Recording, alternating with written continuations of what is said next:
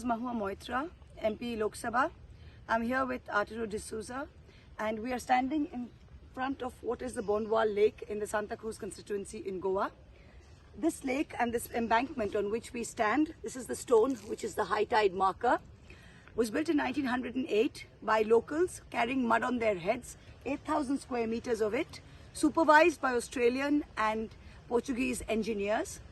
Over time, the embankment has got porous and stones have been removed, plantation has happened, encroachment has happened within 200 meters, licenses have been granted within 200 meters of the high tide line here.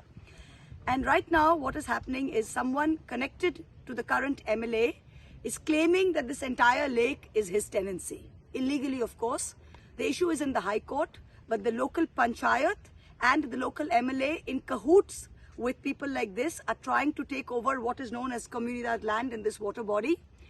We stand behind the agitation to preserve the Bondava Lake and hope that this lake, water from which is used by copper pipes to irrigate the second and third crops, is preserved, the embankment is repaired at the earliest, and we restore this area and its ecological framework to what it used to be. Thank you.